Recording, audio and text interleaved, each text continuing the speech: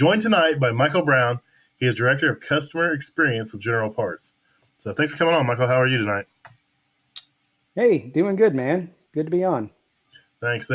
So we met. Well, we've been coworkers for years. We actually met in Chicago at the NRA show. That was quite an experience for me. I was blown away by that whole show and everything going on. So glad to have you on here. Figure we can start off. You can give an introduction about what your experience is in the restaurant industry. I know you've worked in some restaurants in the past, and you've worked your way up, and now you're director of customer experience with us. So you want to give a background on what you've done, how you ended up here? Yeah, sure. So I've been with General Parts for about 6 years now. One of the scariest and best moves I've ever done.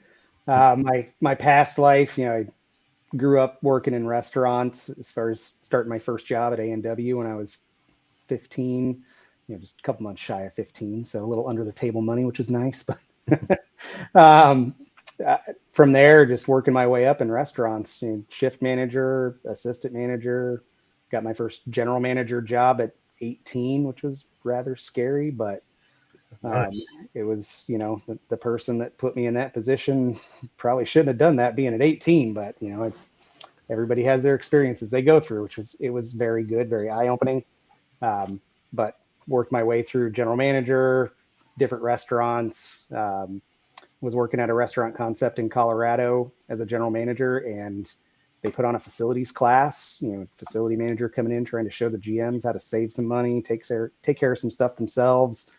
And I, for some reason, just really took to it and got really excited about showing people how to do things, how to clean coils themselves, take care of things they can do themselves versus calling in a service company. Because as a general manager, I was getting tired of having to wait for a service company to come out and take care of something that was super simple. Something I'm a hands-on guy. So from that point, I worked my way through from being a general manager to a facilities coordinator with that company. Rolled out Service Channel to that company, 400 and some odd restaurants at that time. And so I got a lot of experience on CMMS platforms and Service Channel being a big one. Worked as facilities coordinator for a couple of years and then got promoted to facilities manager, taking over 136 restaurants from Kansas City to California, up to Canada, down to Texas. So pretty good chunk of the US. Being a facilities manager for a restaurant concept, I give kudos to any of those guys. It is a 24/7 job. It is thankless. It is tiring, and man, it can burn you out pretty quick. And that's what pretty much happened. It burned me pretty good, and General Parts offered up a position. Jumped on board with that as a key account manager, regional sales manager, and that started 6 years ago when I moved to Vegas. So I live in Las Vegas now. It's been a interesting ride. Lots of career paths you think you're going to take in your life, and then you end up finding yourself on the path that you're on, and you're like, how the heck did I get here? So it's been pretty interesting. With General Parts, starting with key account manager, regional sales manager, I was kind of put in the position of dealing with a lot of our chain customers that use third-party work order platforms, CMMS systems, and trying to learn every single one of those. I knew Service Channel inside and out, but I had to learn all of the other ones, and there's still more coming on board almost every week. Just a new one that pops up that you go, oh, you're using that system now, huh? Okay, well, let me figure out how to learn that and teach that to our 29 branches within General Parts, and you know 200 plus technicians that we have, plus the office staff that have to use those systems every day. And from that point, I kind of took on the role of customer service manager, where I took on call creation within our company. And then that expanded earlier this year to take on non-warranty billing as well. So I kind of say I handle the two ends of the Oreo cookie, the nice cookie part, and then other folks have to take care of the creamy goodness in the middle. So you're involved in all kinds of stuff. That's an interesting story. I mean, like you said, starting off at 15 years old and general manager by 18. That's kind of insane. I'd be scared to death too. So uh, You probably did better than I would have. I would have freaked out. When I was 18 years old. I wanted to make money, and I wasn't chasing girls, luckily. But uh, yeah, that'd been a little scary for me. So, but it's cool. So It definitely was for sure. I look back at it now and I question every single decision I made because they were probably not great. yeah, yeah. You said something in there. You mentioned something like, "How did you get here?" And that's my whole thing right now. Is everything I have going on is like, "How did I get here? How did I get here?" And your story is like mine. You work, you do what you gotta do. You take care of the customer, whether it be a third party person or a restaurant or a manufacturer. You take care of the customer, and everything else just kind of falls into place. And a lot of guys lose that in this business. But focus on the customers, and everything else will just fall right into place. Yeah, yeah. I mean, it's in the restaurant industry. In our thought process at the last company that I was managing restaurants at, there was inside the four walls. You had to make sure everything was good inside the four walls, and then that's when you could work on stuff outside. Marketing yourself outside. With my restaurants that I had at that company, I never had to really focus outside of those four walls because it took care of the business came. It came like crazy. 3 years of consistent sales growth awards for being top in the company for sales, top in the company for profitability 3 years in a row. If you take care of everything inside your building, everything's going to fall into place. Yep, yep. So you said you do a lot with third parties. What's some of the biggest challenges you have, dealing with third party stuff? Just trying to get people like me to do our end of it, or It actually encompasses both ends. It encompasses the customer side, and it encompasses the vendor and the technician. You get customers that will set you up in a system unbeknownst to yourself and start sending you work orders, and you're getting emails out of the blue going, "What? Never even heard of, never even worked with this company. What is this?" And then you have to try and figure it out, or you have to go back to that company and just put the hard stop and go, "Hey, I can't do work for you until I understand the partnership." That's the big thing. And then the challenge comes once you're set up in those systems is having to train everybody how to use it. Customers expect, and I did too when I was at my last company and I used Service Channel. It was my Bible. If it wasn't done in Service Channel, it's not done. If you didn't check in and check out and close the call, in my operators world, VP of ops, directors, general managers, if that call's still open, it's open. You haven't taken care of it, and it's popping up on somebody's radar. yeah, So that's the big thing on the customer end is they push to get things closed, but you guys as technicians, how many different things you guys have to do once you get to a site. Even if it's just a normal call, somebody that doesn't even use a CMMS system, you got to get picture your data tag, you got to verify model serial, you got to set up all your stuff, get ready to do whatever repair you need to do or diagnosing you need to do. Then let's top that with what system are you going to log into? What app do you need to open? What website do you need to go to? What phone number do you need to call? What PIN number are you supposed to use again? Where's that customer PO number? yeah. Is it 8 digits? Is it It 12? well, yeah. You got one out there that says 8 digits on the call, but they give you a 9 digit code, and like, okay, I'll put 9 in, hope it works. I mean, Yeah. it's weird. Everything's different. I mean, like even in certain platforms, like some customers you can have to use their phone, and then some Mm-hmm. customers you can just use your cell phone to call in, and then some in that same platform you can use an app and check in. It uses your GPS, but then if you're not Mm-hmm. close enough, it rechecks it and won't let you clock in. I'm like, I'm sitting in a parking lot. Why can't I do this? And this is, I mean, this technology, it's always evolving, and there's always going to be issues. It's just how you work around those issues is what's going to separate you from everybody else. Yeah, and that's where I try and leverage my knowledge with all these CMMS systems and trying to get the best technology angle at it. If there's any integration we can do, if there's any type of standardization, even on our internal systems, you see service order comments with consistent messages appended to them, trying to get that consistent message across of this is how you check into this system. This is the phone number you're supposed to call, things like that. So try and leverage technology as much as possible. But that's where I kind of come into play of being the grease on the wheel, being that I was on the customer end. I used General Parts for many years before I came on board, and the way I had Service Channel set up worked good for me. But then when I came on board with General Parts and they told me to, hey, go pull a report for that company you used to work for, and I'm like, all right, give me your login. and they gave me 19 logins to the one system that I was using at that company, which was Service Channel. I'm like, wow, this is not going to work. Yeah, How did you do this for so many years like this? I've noticed that with a lot of things we do that, it seems like each branch has their own little twist on everything and their own little way they do things. And I think that kind of causes a lot of issues. Um, but I mean, we're in what, 29 markets, and 29 branches now, or 27 branches. I mean, we're out there. So it's going to be hard to stay consistent across the board for everything. So I get that. But I mean, you're here, you're making a difference in it. So you'll get it all squared away, right? Yeah, it only took me 4 years to get our Service Channel account wrangled into one profile. So, what are some of the biggest challenges with office staff dealing with customers? I mean, we've all heard the horror stories. It's Friday at 4 o'clock. You got a customer calling in just being irate.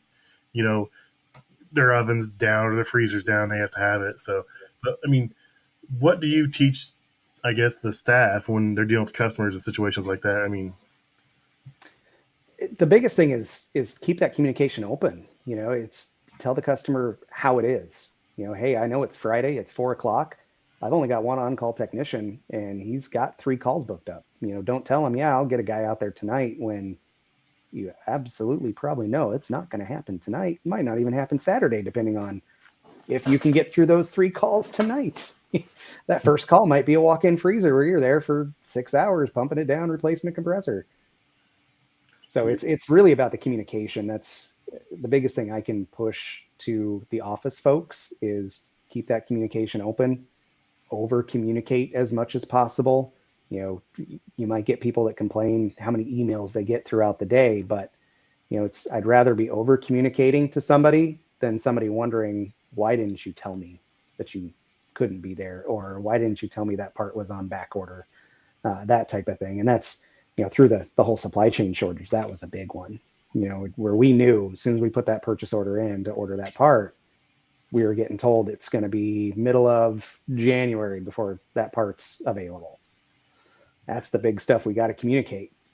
yeah, I'm waiting on a rooftop unit for a chain account right now, and they order their own equipment, so we just receive it and we install it. But we've been waiting on this thing for over a year, and there's still no estimated delivery date. And this is a huge chain account, and I can't believe that. I mean, the way it's going, but it's going on second winter. It's been through 2 summers, and this is starting a second winter. So I imagine it's going to be ugly here soon. But Yep. Yep. And so that's something that through the whole COVID supply chain shortage too, really, was good with communication with customers is, hey, I can get you a replacement fryer, but it might not be this brand. It might not be that standard brand that you have in your kitchen equipment package, but I can get you this fryer that's somewhat equivalent. There were a lot of, we'll say unknown manufacturers before then that were, maybe smaller, not looked at as a high-end product, but a lot of them were able to really prove themselves through these supply chain shortages. And it was about communication back to the customer of, I know this is your standard unit, but here's another option for you. Give them their options. They might not like them, but give them their options. yeah, I've walked in some key restaurants, and they have their key accounts where they have two vendors, and like you walk in, you see this cooler sitting, and you're like, you guys aren't supposed to have that. And they're like, well, we can't get what we're supposed to have, so we had to do something. So it's out there. So Yeah. um, Yeah. I say that's probably a bigger thing with the communication back as well to the customer is, closing that loop of once you take care of something, let them know. If you've already gotten a problem taken care of for them, close that circle. And that's a big one to train into the office folks as well, is communicate back once you've taken care of something. yeah, communication's key in everything. I mean, we killed two birds with one stone on this one, but when I do a lot of training, I do new hire training and stuff like that, and I always teach the guys. I mean, talk to the customer, find the manager that's on the ticket. If they're not on the ticket, you need to find the highest manager there. Don't you walk into some of these restaurants, you ask for a manager, and the shift leader, I'm the manager. Well, what's wrong with this oven? Oh, I don't know anything about that. Let me find somebody else. I'm like, you just said you were the manager. You're not the manager. And so I get that. Yep. And you know, I'm big about talking to my customers when I'm done. I want to explain to them what I did, what I did to resolve it, what I'm doing to say if I got to order parts, if if it needs a PM, if it needs cleaned or what. I try to explain to them throughout the process, keep them involved, and it goes a long way to your customer. Um, if you keep them involved, they're more likely to trust you. They're more likely to believe what you have to say. They're going to want you back. I mean, honesty and communication is two of my biggest tools I have in my bag, and I mean, how do I have to carry those around? So Yeah. And that's also a reason why customers might ask for a technician by name when they want another repair done. I want Pat because I know he's going to communicate with me. I had a guy with me one time. He was an older guy. He'd been in the business for years, and I was pretty much just training him on paperwork and our way to do the tablets and that kind of stuff. And I was talking to the customer for like 5 minutes, and we walked outside. And, get in the van. He was, does that customer know you're paying you to talk to him for 5 minutes? I was like, that customer would rather me stand there and talk to him for 5 minutes than to walk up and be like, your fryer's fixed, turn around and walk off. I said, treat him like a human being. It goes a long ways, and Yeah. it's paid off. So. And it's the same communicating to them when you're off talking on the phone to tech support. It's something that I would get a lot as a facilities manager, where I got restaurants that were fighting invoices going, hey, the guy stood there on his phone for an hour talking to somebody. I'm not paying for his time to chit chat with his girlfriend or whatever they thought, whatever that perception was that they were talking. And it's like, hey, he was talking to tech support. Techs aren't rolling in there knowing every single thing about your equipment. They've got to have support as well. So yeah, you might have saw him talking on the phone, but I'm pretty darn sure he was probably talking to tech support. But communicating that to the customer, hey, I'm going to step off to the side real quick. I got to call tech support. Yeah, so a lot of my tools now are Bluetooth. Like, I don't use traditional manifold for refrigeration jobs. I use JobLink probes, and they're just probes that screw on, and they're transducer, and it transmits via Bluetooth to like my phone or my tablet. So a lot of times, I'll be working on a cooler, and I'm measuring temperature, I'm measuring pressures, I'm measuring everything, amp draw, and it's all on my phone. People see me staring at my phone, and they sometimes they'll give me a weird look, and I'm like, no, look, I'm working. I show, and they're like, oh, that's cool, and then I go through and explain to them, how the tool works, and it's all on my phone. It puts everything in front of me, and I can actually generate reports from that app. I said, so it's really a pretty cool feature. And once you explain it to them, I mean, they're receptive and understanding. I mean, everyone knows how apps are these days, and there's an app for everything. And, there's apps that help me make my job easier. And as long as the customer knows I'm not just playing Angry Birds or whatever, they don't care. Yeah. Leverage the technology that you have in front of you. I mean, that's something that is key to our industry, is get with the technology. There's a lot of service companies, smaller service companies I see out and about that are still using paper forms, triplicate carbonless copies. It's like, there are so many better ways to be managing your business, managing your time and efficiencies. I hardly write anymore. When I do have to write, it looks absolutely terrible. So I had a meeting where it was like an hour and a half, and I recorded the meeting, and I went back and took notes, and I had to write an email. I wrote the notes by hand, just chicken scratch, and I needed the notes one day. I forgot to take them with me to write them in an email, send them into my my person I'm dealing with on this situation. And I asked my wife, I said, hey, can you type this for me? And she sent it to me, and I was like, I can't read this. She goes, well, that's what you wrote down. I was like, no. I was like, send me pictures of what I wrote and circle the words you didn't understand. So I had to go back through and like fix everything that she couldn't read, and oh my gosh, shorthand, misspelling, and everything else, just because the way my brain thinks, I'm like 3 words ahead of where my fingers are, and it's just like it gets bad. Yep. Same here. I'm left-handed too, so it's really horrible. I write with a pencil. I try and do everything in pencil, and I have one of those big sticky erasers, little click sticky erasers, because too many times I write something, I'm like, I cannot even read that word. I'm going to erase that and try again. Speaking of left-handers, my son's a lefty, and when he was little, I couldn't even teach him how to tie his shoes. So I found someone who was left-handed to teach him how to tie his shoes, because it was like I couldn't wrap my brain around it the way he was trying to do it. Yeah, it's like when we have meetings and whatnot, and the conference rooms, and everybody's like, who's going to take notes on the whiteboard? I'm like, well, it's certainly not going to be me, because everything I write, I'm just going to erase right after I write it. So somebody else can take that one. That's one way to get out of it. It is. So let's see. What is the biggest complaint that you have received from the customers? It can be something, stupid, trivial, something we can fix and address. So, I mean, customers are going to complain that, you didn't fix my equipment, or, stuff like that. I mean, they're always going to do that, but what's something we can actually address and maybe fix as technicians or as office staff? It circles back to communication. Yep. Really does. Technicians on site communicating that they're actually there. Hmm. I do get a lot of that where maybe you talked with John, the shift manager, like you were saying, but he didn't communicate back to Tim, the general manager, and Susie's the assistant manager coming in the morning, and she still thinks the thing's broken because nobody told her it's fixed.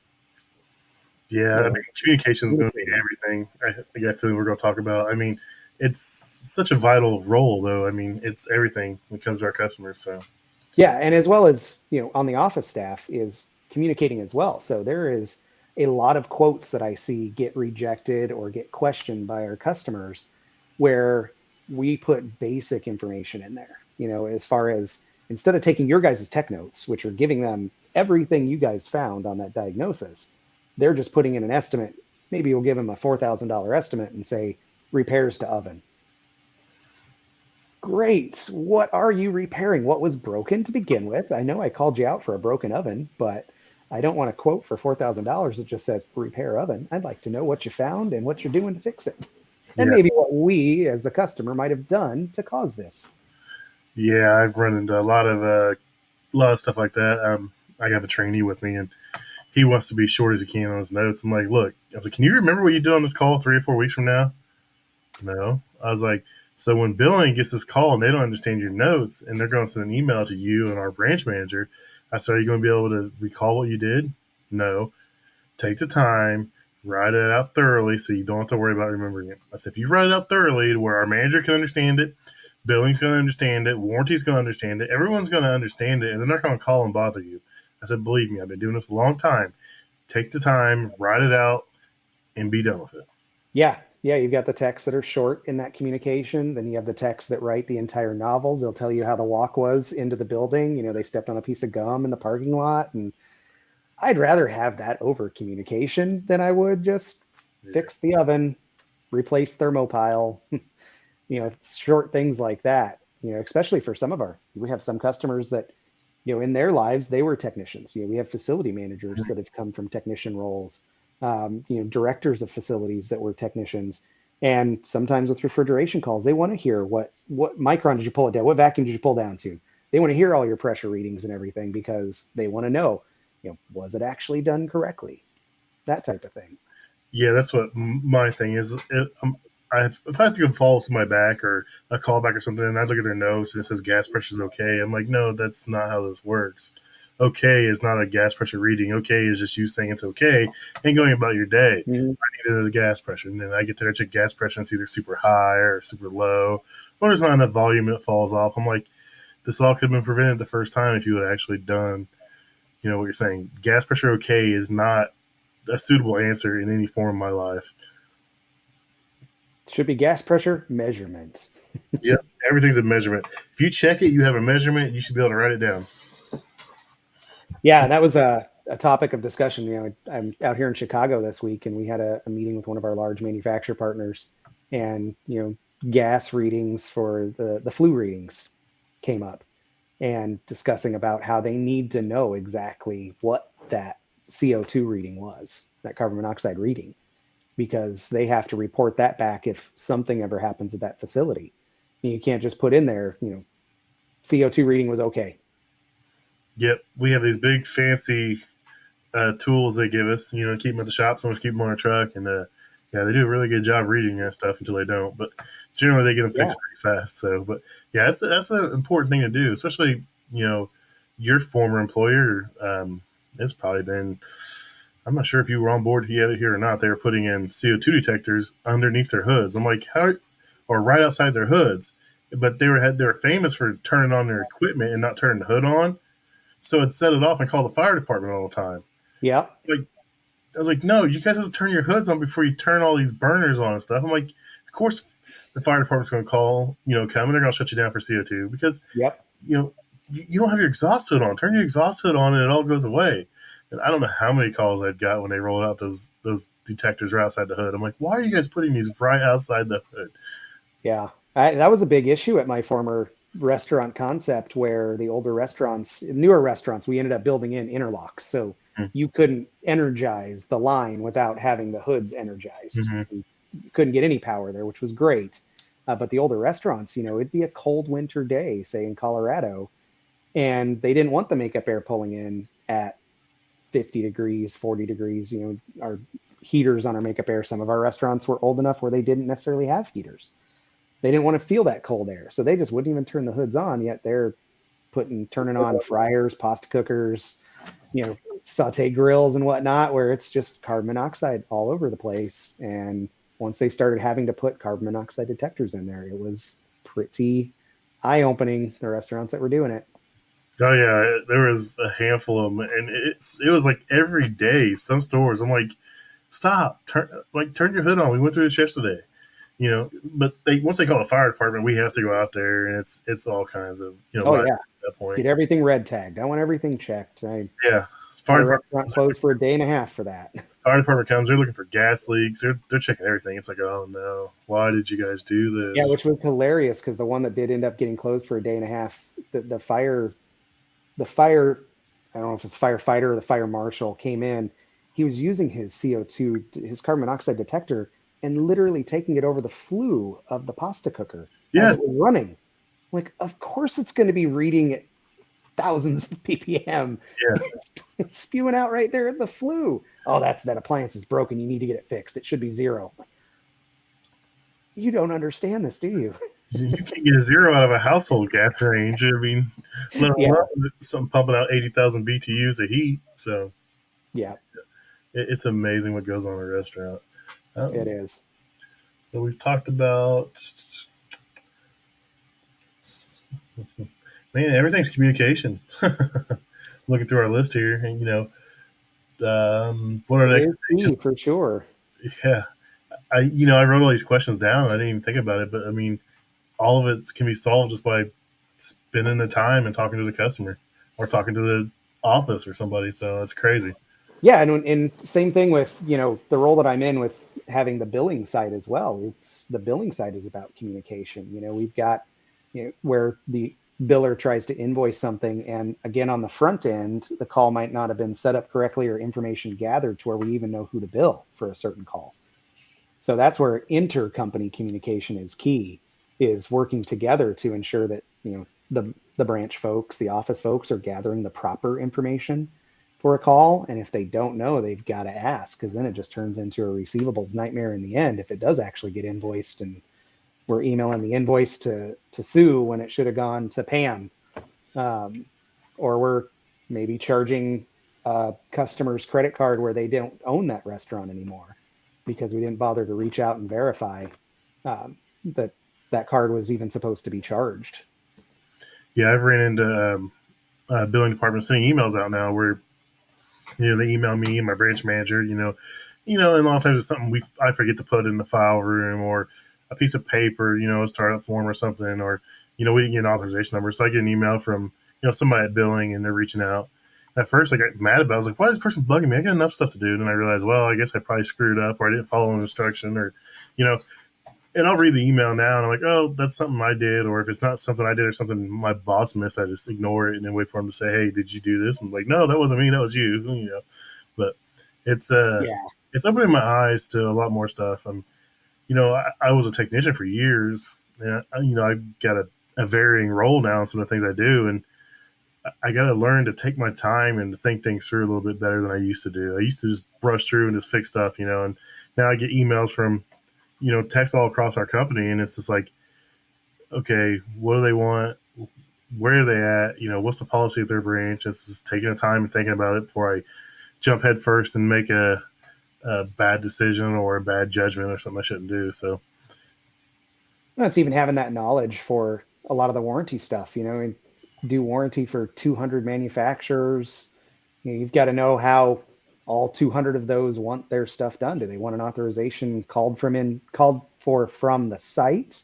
mhm. Or do we need that authorization before we can even run the call? Maybe the customer's supposed to contact them first to get the tech support that they want to give the customer before asking an ASA to come out and take a look at it and paying that cost. So it's having to know all of that stuff on the technician side as well, because you guys might get to a site where you're there to work on the fryer and they go, well, While you're here, how about you take a look at this grill that's not lighting up? I just bought it last week. Yeah, yeah, we always run into that. I mean, it's getting better. I mean, there's more and more notes being put into calls. Hey, call this manufacturer from site.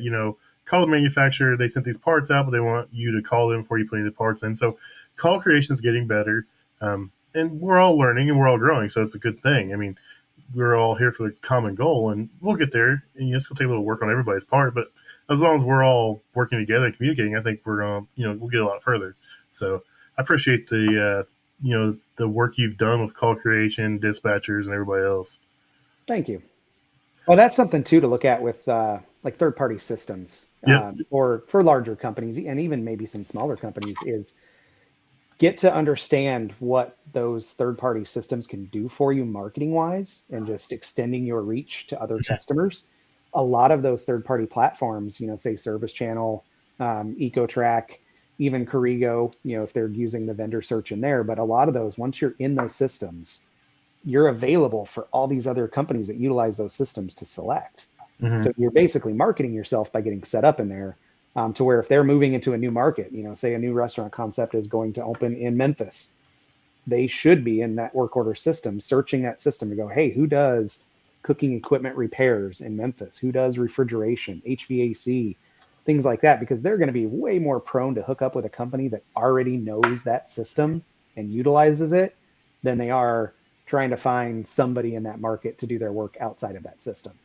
So if you're getting set up in there, you're marketing your business as well. So it's very important to set yourself up properly in there.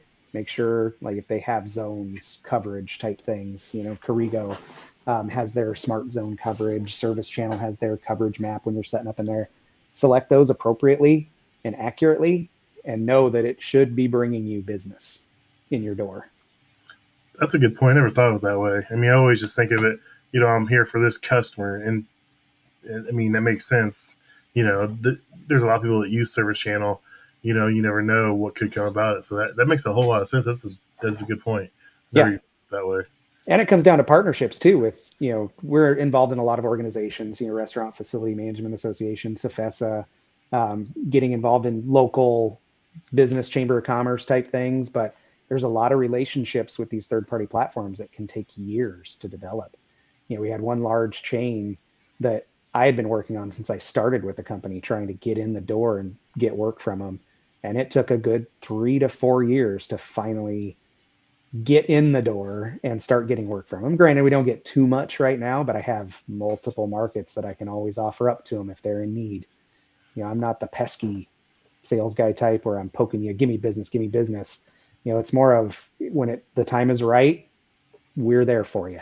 We never want you to get rid of the current guy you're using if they're doing a good job, because we want that same loyalty in return. But know that I'm there for you. I'm already set up in your system. I'm ready to go. Nice. Yeah, that makes a lot of sense. I mean, there's enough work out there for everybody, but if someone can't get there or they can't fulfill a need on a certain piece of equipment or warranty wise, we're always there. So that's a pretty good way to look at it. And that's something for the office folks to keep in mind as well, is if you're getting that Friday night, Saturday morning call for a chain account that you've been really trying to get, or maybe it's not one you've been trying to get, but one that you go, it's got some potential, is look at that emergency call you're getting. Hey, my other guy can't get here. Can you get here? You should be grabbing that by the horns and running with it, because you're going to come in and save the day and hopefully be able to say, hey, your guy couldn't get there. We could. What can we do for you? Yeah, that's a pretty good point. I mean, I've done some work for some customers where they have a small guy that takes care of all their stores, and then a lot of times on the weekends he don't want to work that weekend or something. And I'm like, why is this person calling me on the weekend? And it's a situation like that. So that makes a whole lot of sense. Yeah, and that's something to watch out for too for service companies, is watch out for the customers that only want to use you when they need to use you, when you're the backup guy. If you're always the backup guy, probably shouldn't be partnering with them. We have some customers that they have internal technicians, their internal guy goes on vacation, goes hunting for the week. All of a sudden we're getting a dump of calls and you got to get there right now.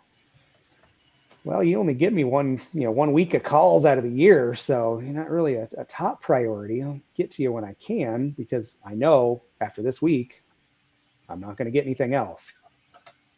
Yeah, that brings up another point. Like, just because the customer in your area only calls you a handful of times a year doesn't mean that customer in a different area doesn't call us a handful of times a week.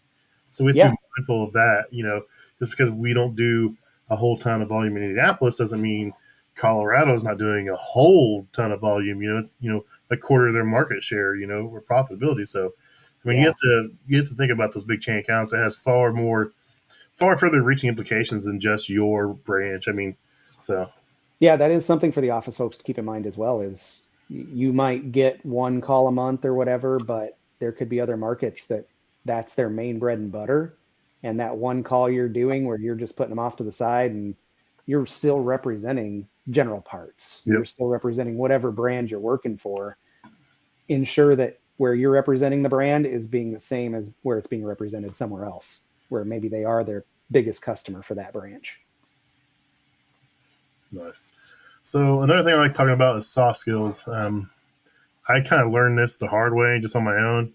I talked about earlier with taking time talking to the customer. But when I first started, I worked with older guys, and they'd walk in, where's the fryer? Who's in charge? Looking grumpy, looking mad. Go in there with a smile. You don't have to be their friend. Just treat them with respect, and talk to them, and it goes a long way. So, I think us as an industry would probably do well if we offered some sort of soft skills training. For not just the office, but for the technicians. I mean, we're the face of the company. Yeah, they may call and talk to a dispatcher or a manager, the first person they talk to, but they're never going to see their face. It's always going to be me or my trainee or someone else in the market. So these guys have to do a better job communicating and not being so rough and rugged, and go in there with a smile on your face, and just be nice to them. So Yeah, those soft skills on both ends, office and technician. The office, all they're hearing is your voice. They're not seeing the body language behind it. They're not seeing that smile that really could be on your face. It's just the sound of your voice might sound a little gruff and grumpy. But the office, it should always be something welcoming the customer in. Hey, thank you for calling General Parts. We have a great branch manager down in Houston, Pete. He answers the phone every time he answers the phone. It's a great day at General Parts. How can I help you? nice, Every time. It's nice. amazing. I love it. If we could replicate that, that'd be awesome. But even on the technician side, when technicians are walking into a site, you know, go up, meet the manager. Hey, how you doing? Here to fix your stuff. Hopefully I can get it working for you today. So can you show me around? Show me the unit. Let me get there. Things like that. And even talking with the manager like you do, talking with them, letting them know what's going on and what you did to fix it. There's plenty of technicians within my restaurant days that, I'm sure you get lots of free food with your customer service skills. But buying a customer buying a technician dinner, after saving the day, can go a long way on keeping the technician happy. But even just telling the customer, oh man, I'm here to service you. That's what I'm here for. Pass up on that free meal to get it next time or something like that. Make them Yeah, super happy. I've gotten a lot of stuff into this job. I mean, I always joke around, tell everybody when I started, I weighed like 225, and last year I was at 440, and I'm down considerable from that. Not back down to 225 like I'd like to be, but I'm trying. But yeah, I've ate everywhere from 5-star restaurants to I had the baseball stadium in my market. They had a big event coming up, and I got their combi running, and they had to have their combi, and I got it running. He gave me passes to sit in the suite, someone's suite that he knew was going to be empty. He gave me passes to sitting there. He said, "Bring your family. I'll give you all the food, drinks, booze Nice. you want." And I'm like, "I can't do it, man. I'm out of town." I wish, but I mean, Can I pick a date? Can I pick a date? Come on. yeah, it was crazy. So that's cool. A lot of things guys struggle with is you get the managers, and you worked in restaurants, so you probably know the type. They think they can bully everybody just because they're a manager at a restaurant. They think they're special. I mean, that's probably the way to say it, but they think they're better than people, and they like to bully people. So I always tell my trainees or coworkers. I mean, I walk in if a customer's loud and obnoxious, and they're saying stuff and they're being kind of disrespectful, I'll let it go for a little bit, and maybe they're just having a bad day. But once I realize that that's just how they are, I you gotta know how to take it. You can't feed back into them. You can't give it back to them because that's what they want. They want you to interact with them. They want you to say something inappropriate, say something bad, so they can run back to the office and say, "Hey, this guy did this. We can't be having this. What are you going to do about it?" I mean, don't feed into the customer if they're going to be negative. I've been cussed out. I've been yelled at. I always tell everybody, I said, take it for a little bit. When it gets to the point where you're getting mad or frustrated, pack your tools up and leave. Don't say a word. Just pack your tools up and leave. And by the time that manager sees you walking out that door, their tone's going to change 180 degrees. You're going to be their best friend, and you'll be back to fixing their equipment, and they'll never talk to you like that again. I mean, I had a restaurant here. The manager, he was terrible. He'd cuss you out. He'd cuss the staff out, and that's where I learned it at. Was he just under my skin one day, and I was like, man, I'll just go home. I don't feel like working anymore today. So I just packed myself up and left. And ever since then, I'd walk in. I was his best friend, man. He'd want to feed me every time, smiling, ask me how my day was. I came in there after hours with my wife to eat dinner because she wanted to go there and eat dinner. He bought our dinner that night and everything else. I'm like, this is crazy. Just because I didn't give in to what he wanted, and I stood up to him, and all of a sudden he was a different person. So yeah, and there's I deal with facility managers that are that way as well, where they will beat you up and go, hey, if you don't get out there for this 2-hour emergency, I'm pulling all my business from you, blah, blah. And they could be the biggest customer on the planet. It's like, I can only do what I can do. And as a technician, when you're walking in there and you're dealing with somebody like that, I'm here to help you. Mm-hmm. Help me help you. If you're not going to do that, you can find somebody else to do it. Yeah. It's that simple. It's chef is the first one to chase you out of the kitchen on a Friday night and beg you to come back on a Sunday because they need something. Yep. So it's dealing with those folks. It can be brutal and tough, but we don't have to take it. Yep. I've had some bad ones, man. In my day, the stories I tell, I won't record them, but I've had some. Don't you know who I am? I used to be so and so's personal chef, and I was like, "Oh, that's cool. Don't affect me, though." And you're working here now, right? You work here. You don't work there. So, how's this matter today? So, yeah, it's tough. I feel for you guys being the face of everything. Like you're out there dealing with everybody face to face in their worst moments. Or maybe their rationale, that beautiful thing in the picture behind you there, that could be the heart of their kitchen. It's down. They've got 60% of their menu they can't serve. They're freaking out because they've got a line out the door. It's tough. And you're having to deal with them in those emotional moments. And some people, they let their emotions get to them. Some technicians let their emotions get to them too. The horror stories I've heard of techs giving it right back. Yeah, I mean, I've been guilty. I may get upset, but I make sure I don't give it back to the customer. I mean, especially most people we deal with aren't the ones that cause the issue. They're not the ones that, they're not the ones that created the problems. They're just end users that's stuck using this piece of equipment doesn't work, and they're freaking out. The managers are the ones that are beating up on you because it's not fixed yet. You walk in the door, what's wrong with it? I'm like, I haven't even seen the piece of equipment yet. Where are we going? Yeah. But I mean, a smile and just ask them, how's it going? What can I do for you? Or, what issues are you having? It goes a long way. Yep. I am here to help you. Help me help you. Yeah. That's going to be the name of this episode, I think. Help me help you. There you go. So I think we covered about everything. I mean, it all comes down to communication. I mean, everything on this list is just communication, dealing with difficult customers, difficult co-workers, managers, everything. It's just learn to smile and put on the nice face and do what you can to help them out. Yeah, and know that, just because you think today is the worst day of your existence, your career, blah, blah, blah, tomorrow's going to be better. Tomorrow's a different day. Wake up with a better attitude and keep moving down the road.